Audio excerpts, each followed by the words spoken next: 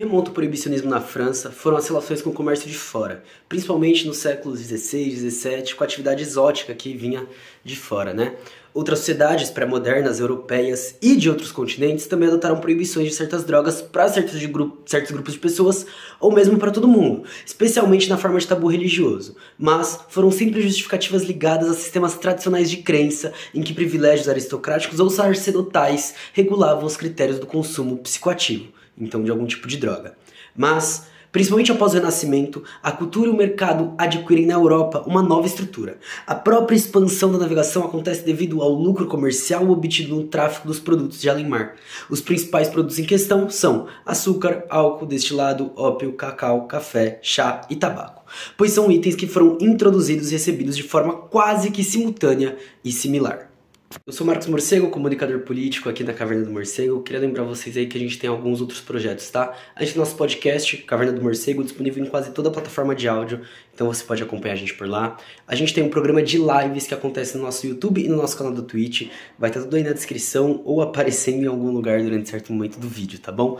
Também queria lembrar vocês que a gente tem um projeto lá na Clio Operária, que é uma revista. Então você que ainda não segue, você que ainda não acompanha, a gente tem texto e live. Então, mano, segue e acompanha também a Clio Operária, beleza?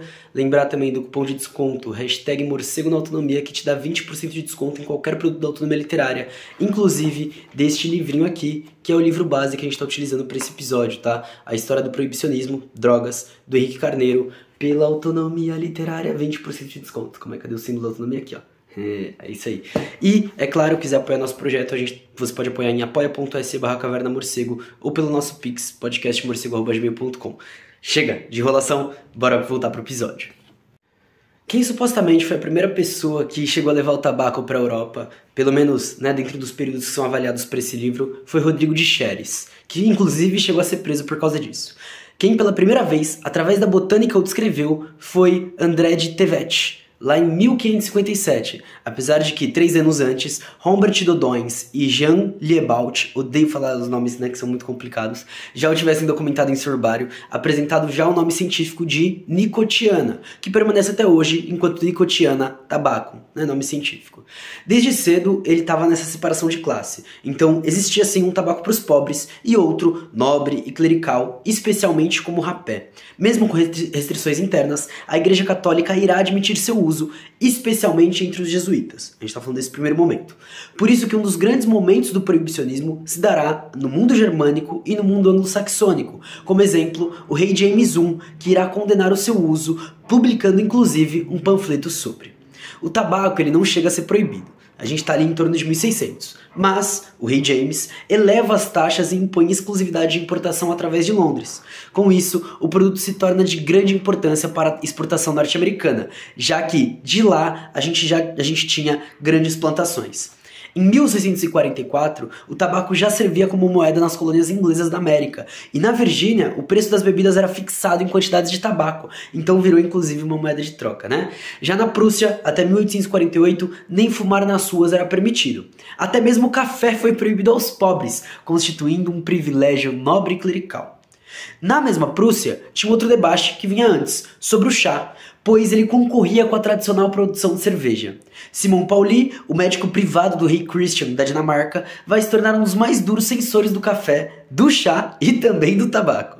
John Wesley, na Inglaterra, também vai se tornar conhecido como um pregador arrebatador e por ser um oponente ao uso de álcool e até mesmo do chá e do café, numa atitude que vai marcar a corrente metodista de protestantismo, que será influente nos Estados Unidos na promoção da lei seca.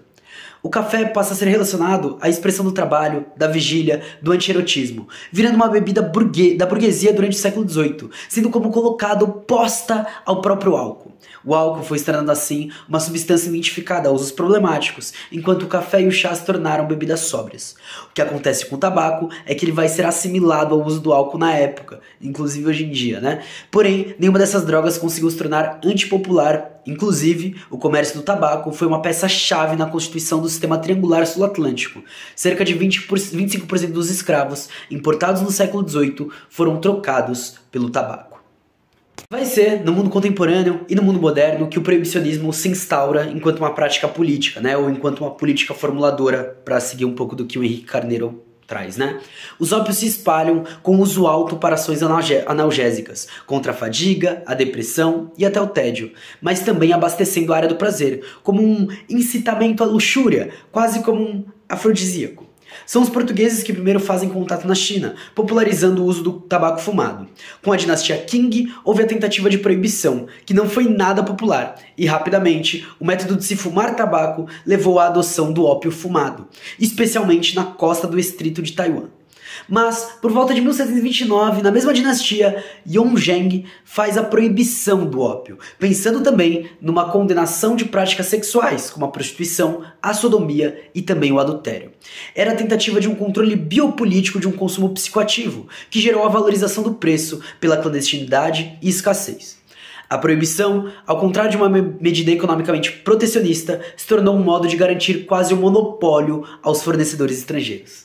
A dominação inglesa sobre a Índia permitiu que o monopólio de produção e fornecimento do ópio ficasse em suas mãos, principalmente pela East India Company. Depois pesquisem sobre.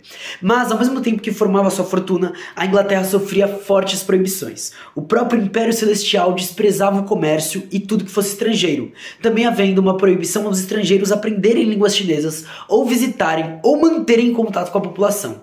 Então, em 1839 a 1842 e 1856 a 1860, acontecem duas guerras. As disputas já aconteciam, principalmente o conflito na rota terrestre da Ásia com o Khandy Kokand, na região de Xinjiang. Ainda durante os anos 1830, os navios europeus e os soldados submeteram o Império aos tratados da submissão, aos termos do comércio europeu, inclusive com a ocupação de territórios, como Hong Kong. Adentram, por fim, com a religião e o catolicismo. Na Segunda Guerra, a Europa avança, deixando a China uma área de exploração semicolonial para a compra do chá e para a venda de mercadorias europeias, como o ópio. Ao final dessa guerra, ocorre a rebelião de Taiping, que foi barrada pelo Império, que tinha como aliados, na época, a França e a Inglaterra. Mais um comércio triangular que sustentava um sistema colonial internacional. O ópio nem chega a ser legalizado, já que o proibicionismo é o que fazia seu valor aumentar. Porém, o produto mais corrosivo que os europeus trouxeram não foi o ópio, e sim o cristianismo, se espalhando, tornando grupos de biopolítica totalitária, muitos com ritos de sobriedade e com a proibição até mesmo da prática do sexo. Então reparem que aqui a gente tem uma coisa interessante, tá? Que dentro dessa questão do próprio uso das drogas, o que vai trazer um controle biopolítico totalitário, o que vai impor um rito, o que vai, segmentar essa fração da sociedade, vai ser o cristianismo. O ópio chega nas camadas subalternas, principalmente por pessoas que trabalhavam em ofícios mais duros e exaustivos. Mas com a visão negativa e, ainda que não feito na prática, a proibição era tão moralmente forte que os chineses acreditavam piamente que o ópio era proibido também na Inglaterra. Esse olhar sobre o ópio enquanto um veneno mortífero foi mantido mesmo com a Revolução Comunista. Mas, volta a dizer, o autor, que não existem evidências suficientes para o principal alvo dos debates, que são os problemas da saúde pública, para além dos usos culturais. Com a proibição do ópio, veio a aceitação de seus derivados produzidos em laboratórios europeus, que vieram a substituir o próprio ópio, ou seja, a morfina e a heroína. Ao final do século XIX, a guerra que teve o Japão como vitorioso foi seguida pela proibição total do ópio fumado, com exceção de Taiwan, que ainda estava sob o controle colonial japonês. No lugar do ópio entra a morfina, que a importação passou de 450 quilos por ano em 1892 para 283 toneladas por ano em 1919. Além da heroína, que também se espalhou. Na década de 30, no período anterior à invasão japonesa de 1937, o Kuomintang, Partido Nacionalista, desencadeou uma campanha de ópio ainda mais intensa, com demonstrações públicas massivas e a instalação de uma semana anual anti-ópio, liderada por Jiang Jiechi, que internou mais de 1 milhão de supostos usuários. Como não existe nenhum sinal visível que permita se identificar um consumidor de ópio, se ampliou uma campanha de denúncias de adictos indetectáveis, que fez desse período a primeira manifestação sistemática de uma guerra às drogas por meio de um controle social. O Partido Comunista, ainda nessa época, também se apoiou nessas campanhas. Mas, enquanto esse movimento acontecia, o tabaco foi severamente irradiado, com a China chegando a possuir a maior população tabagista e o domínio sobre o mercado mundial de fósforos. Além disso, o ópio serviu para a construção de um mito fundador da independência chinesa. A proibição do ópio abriu um caminho para a indústria de cigarros. Esse período também marca uma virada global, que é a substituição de uma cultura narcótica para um uso de excitantes. Ou seja, precisavam de drogas que fizessem o desempenho aumentar, que dia e noite tivessem força de trabalho. A capacidade de intervenção e controle do Estado sobre a vida cotidiana das populações em seus hábitos íntimos e corporais se constituiu em um novo modelo de gestão biopolítica, que além de totalitária, é pensada de uma perspectiva geralmente eugenista, subsistindo hoje na forma hipertrofiada de guerra às drogas, que a gente não conhece. A proibição na China permitiu o comércio triangular de se estruturar e promover um alto grau de acumulação.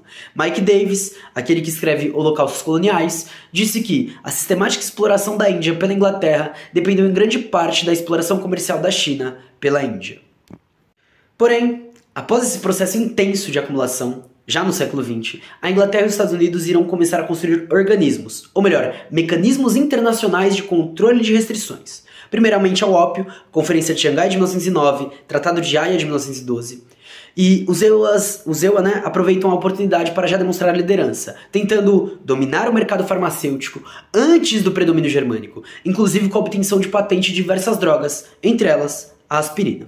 O câmbio livre se torna monopólio. O controle de drogas representará uma forma desse monopólio no âmbito das práticas de cura e da gestão dos humores, com uma aliança entre medicina e a religião para evitarem a automedicação das dores espirituais por meio de medicamentos vegetais tradicionais e para promoverem em seu lugar os novos fármacos industriais.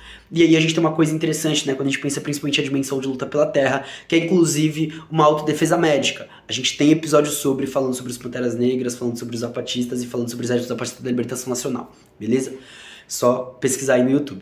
A partir disso, as drogas ilegais começaram a sofrer um forte proibicionismo. Desde a tentativa dos Estados Unidos sobre as bebidas, em escala global se tornou peça-chave na acumulação especulativa da fase mais financeirizada desse capitalismo tardio.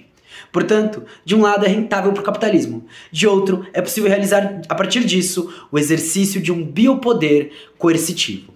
O policiamento psicossomático farmacológico para impor a submissão heteronômica aos ditames da abstinência compulsória combina a função de hipertrofia dos meios de controle e punição, resultando numa explosão do encarceramento em massa, que também se torna uma nova indústria privada próspera, em que não só as fábricas tornam prisões, mas as prisões se transformam em fábricas. Com isso, os consumidores de drogas tornaram os novos párias, os novos leprosos morais, ocupando o lugar dos loucos e dos criminosos num só assujeitamento de segregação, estigmatização e exclusão.